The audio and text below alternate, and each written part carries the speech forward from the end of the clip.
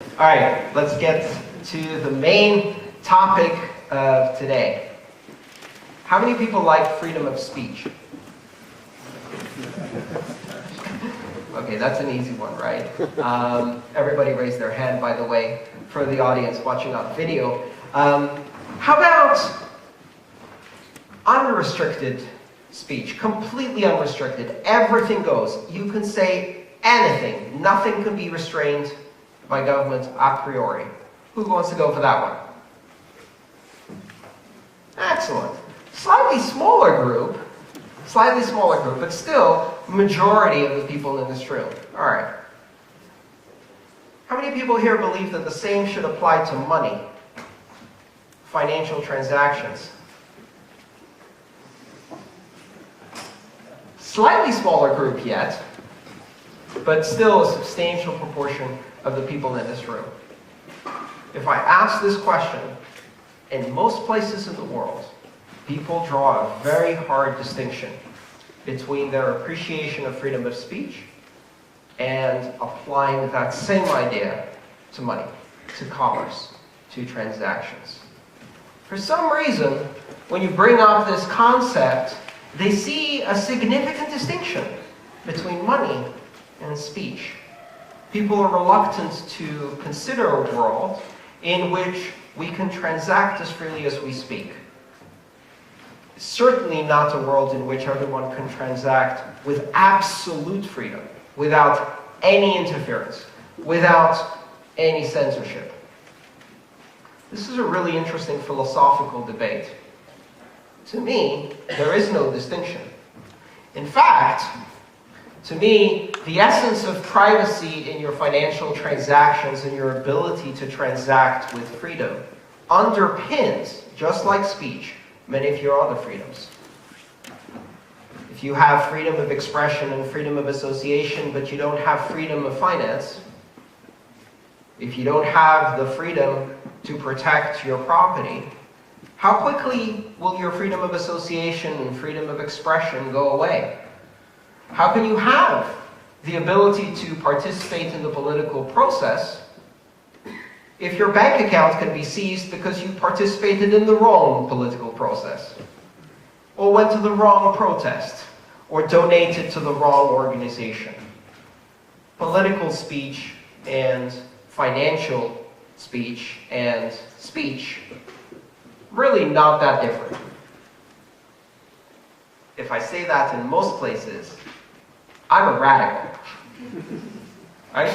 That's a radical idea. The idea that we should afford the exact same freedoms to speech and to money. The idea that the ability to transact with anyone on the planet is an inherent part of human rights. It is nobody's business who I transact with.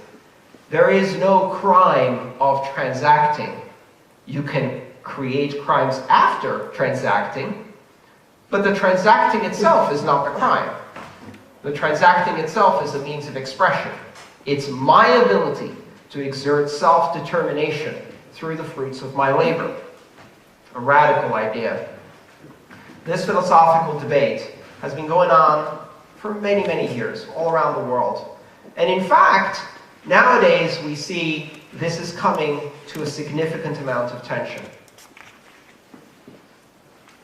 If you ask the average person, is it okay if the intelligence agencies monitor your phone calls, monitor your emails, watch you through your webcam? Most people would say, no, that's not okay. That's not an acceptable state of society. How many people have noticed that every single credit card transaction you do, every line on your bank statement, is not only monitored, but is freely given to all intelligence agencies without warrants, without suspicion, without probable cause, without due process? Are we outraged about this? Most people aren't. Most people are outraged that the NSA may monitor the metadata of their phone calls, but they don't give a damn that under the Patriot Act, every financial transaction they ever do can be picked up by a podunk sheriff in a tiny county to peruse at their discretion without any form of legal process for everyone and anyone at all times. We make these artificial distinctions between these fundamental rights. To me, there is no distinction. The privacy of my finances is as important as the privacy of me. My ability to express myself in commerce in a society is equivalent to my ability to express my opinion. And if I don't have freedom in my financial transactions, I don't have freedom at all. Or I have freedom that is subject to immediate withdrawal if I cross a line I can't see. That is a scary state of affairs. Most people accept it. So this is an interesting philosophical discussion. We can go one way, we can go the other, we can talk about it. None of it matters. None of it matters. And the reason none of it matters is because that is the discussion we were having for the previous 2 decades. That is the discussion society has had for a long time. That is not the discussion we're going to have from now on. None of that matters. Because the statement, money is speech, is no longer a philosophical question for debate.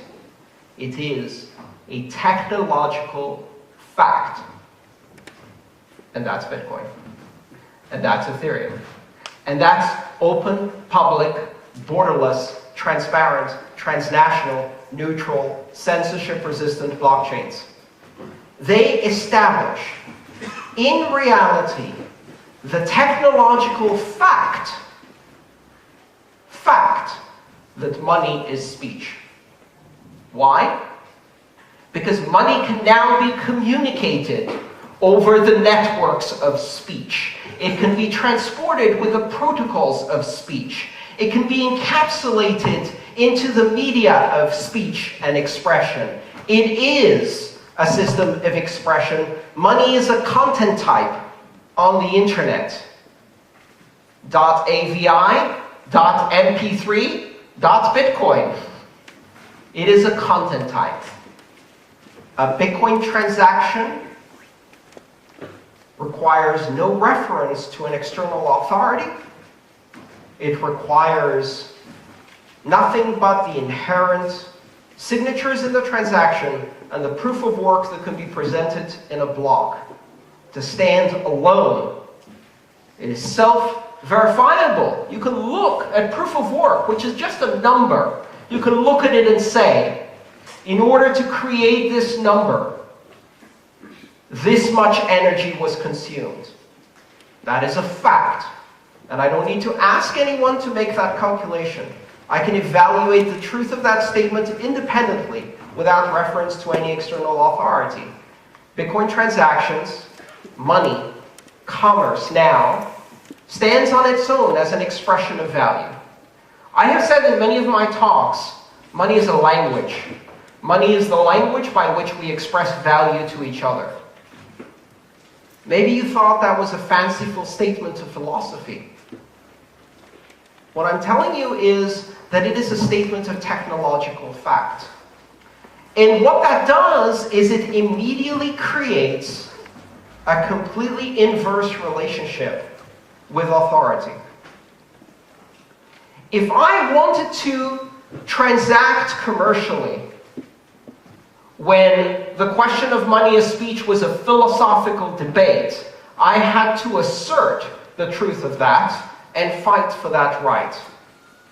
Now, the technological fact that money is speech allows me to use the medium of speech and all of its privacy enhancements, Tor, anonymizers, remixers, encryption, to speak freely through money on the internet. And better yet, the only way to change that is to censor speech.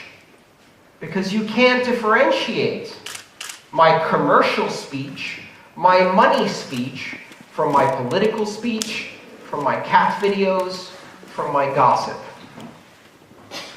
It's all completely the same on the internet. It uses the same technology infrastructure. It uses the same protocols. It uses the same privacy protections. And it mixes with everything else that's out there to form one giant roar of human expression. And in that roar, my money is speech. It has been established as a technological fact that I need no one persuade or debate. I can simply speak commercially. I can transact. I have established my freedom of expression in the domain of commerce, my sovereignty of speech, now that this is a technological fact. Thank you.